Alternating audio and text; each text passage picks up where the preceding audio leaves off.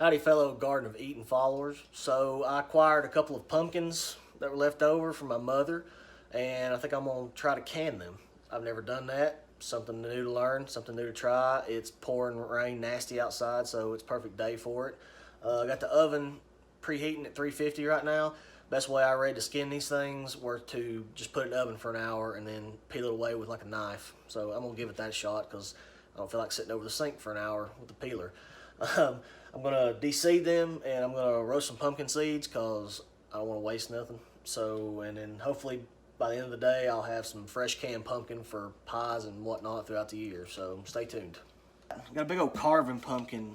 For what I read, little pie pumpkins are better for this, but I mean this was free, so I'm gonna do it just like I would any carving pumpkin. I'm gonna cut the top off and then rake the guts out of it, and then slice it in pieces and then put it in the oven for an hour. So hopefully that'll work.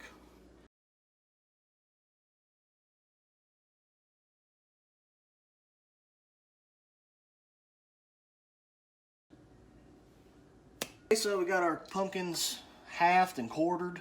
So I think that'll be good enough. And so we'll put them in the oven for an hour is what the recipe said. And I'll see what I get. Hopefully it won't get mush. Okay, so we pulled our pumpkins out of the oven for an hour. I'm pretty sure it's way too long, but this might be a perfect way to make pumpkin puree. So I'm going to just flip this over.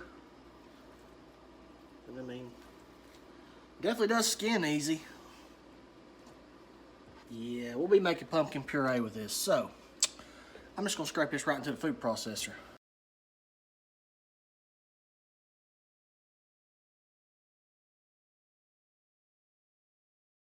Okay, I tried the first pumpkin in the oven skinning method and it turned it into mush. So I basically made pumpkin puree. So I'm just letting it cool on the porch right now and I'll freezer bag it up and put it in the freezer because apparently you can't properly can pumpkin puree. It doesn't reach the proper temperature to kill bacteria.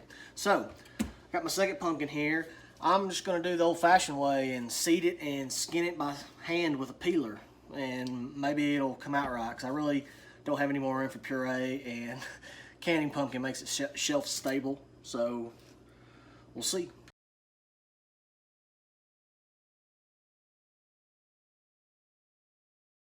Okay, we're going to just try the old-fashioned way, a peeler here. Might be regretting this, but okay.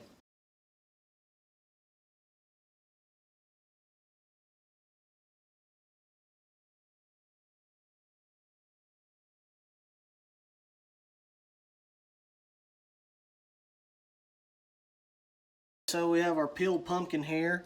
All I'm going to do is cut this into 1-inch pieces. If you can find another way besides the hand peeler, I highly recommend it. That was a pain in the butt. Just real tedious work, but this is how I'm going to can my stuff. So I'm going to get to chopping 1-inch pieces.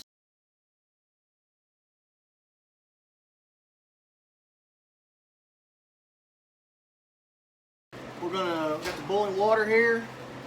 We're going to blanch probably in 2 batches. We're going to dunk the pumpkin in for about 2 minutes, then take them out and then put them in the jars. So here we go.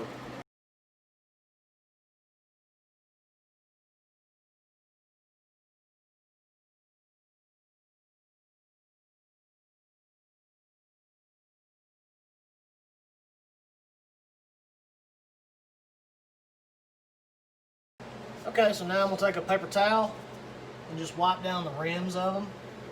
Keep anything from hindering the lid seal.